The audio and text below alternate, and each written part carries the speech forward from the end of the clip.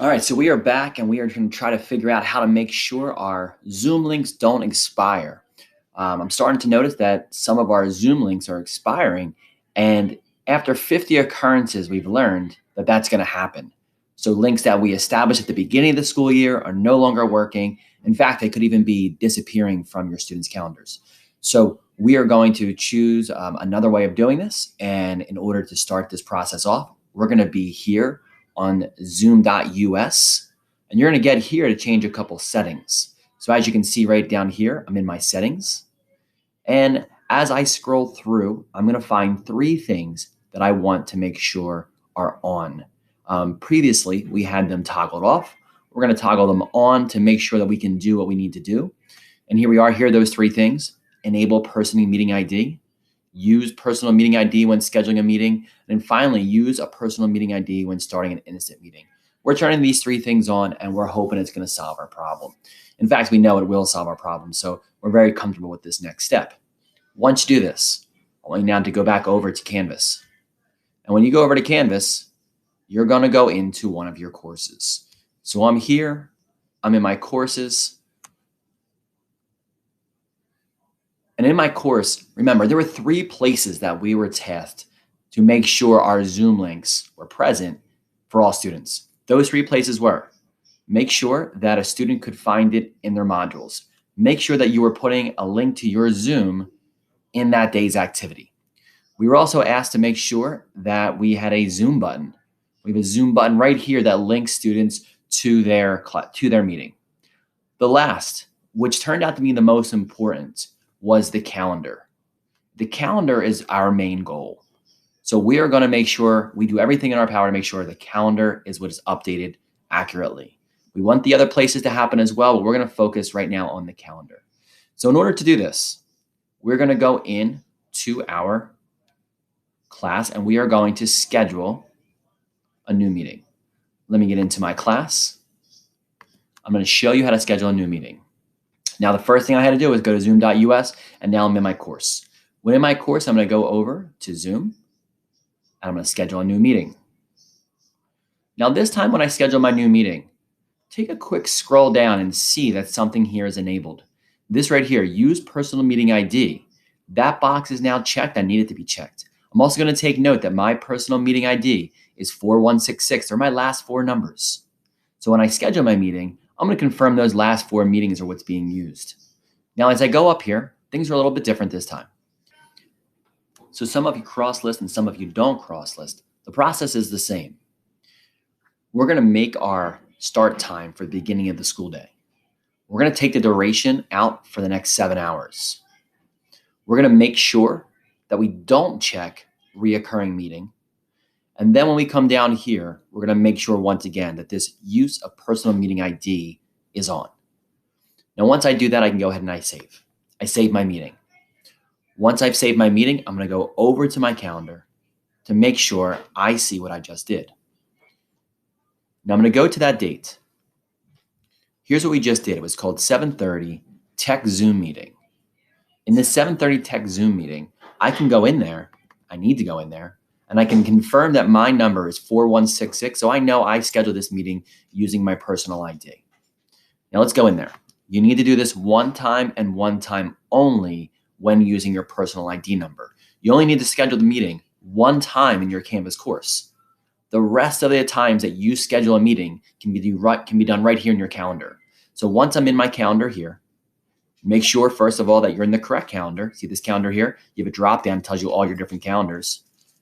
Green, I know my color is green for this particular one. And I'm going to hit more options. When I get here and I get to more options, the whole purpose of clicking into this page here and hitting more options is to grab this number. This number I'm going to copy and paste, so I'll Control C here. Now, I would love to be able to use this duplicate button. We figured out that you can use a duplicate button, but not in an event in your calendar that Canvas created.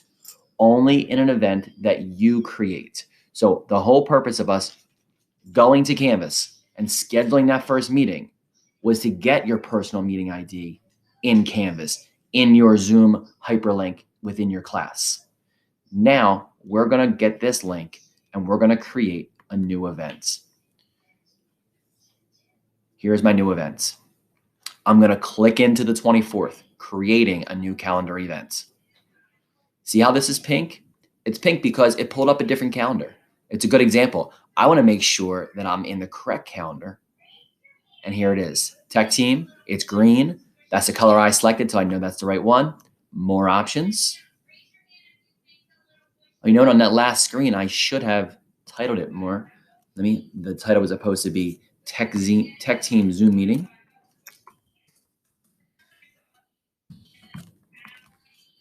And then remember, we are Control V, and there is my personal meeting ID, confirming it's 4166. That's great. Okay, here's that place.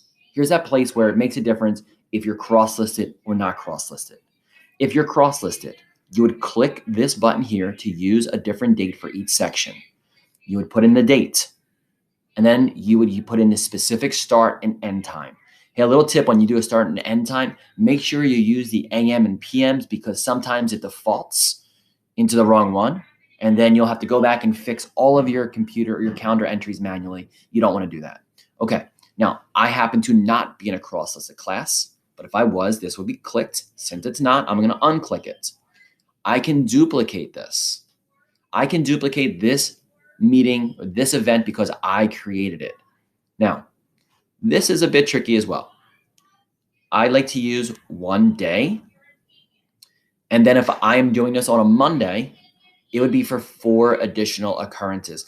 I essentially want you to think that these two numbers here have to add up to the number of days you're scheduling. Now, I have noticed that some people want to schedule the entire month. And when they do that, there's no way to not schedule the weekends. So what they have to do is choose one day for an additional 29 days, and then they just go back to their calendar and they delete their weekends. That's an option too. For me, it's not what I'm looking to do. As a matter of fact, I know that it's Tuesday in my calendar, so I actually only need 4 occurrences. So I know I'm going to go back here and I'm going to have 1 + 3 is 4, and that'll take me out for the rest of the week. So here we go, create event.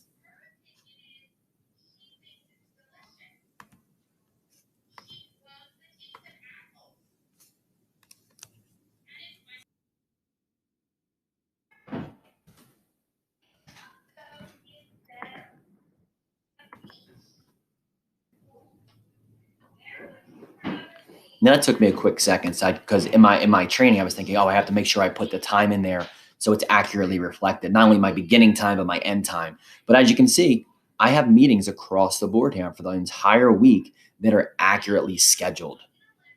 Now, once you're here, if you want to do the next week, it's as simple as clicking into the next week, making sure you have the correct calendar. There's my green again. I have my appropriate title, more options. And I'll go in here. And remember, I have that personal meeting ID already copied. There you go. And I have a start and end time. My start and end time is 7:30. And then it ends at 8:17. I can duplicate. I'm going to go 1 day for an additional 4 days because I want the entire week. And here you go.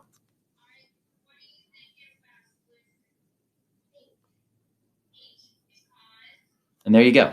You now have an entire week scheduled with your personal meeting ID number, a link that will not expire, that you can continue to use. Now, you can keep doing what I just did, which means copying and pasting. And don't forget, if you ever wanted to, you could just drag this. If you wanted to, you could just create it one time and then drag them to the week that follows, so you can just move your links around. So anyway, this is what we're doing. We're using our personal meeting IDs in order to create meetings through Canvas that won't expire. Now, if you need me to come in and work with you one-on-one, I'd be happy to do it. We can also get together with a larger group if needed. Please email me. Let me know if you need help with this. And if you notice that your Zoom links are expiring, this is what you need to do. All right, guys. Thank you.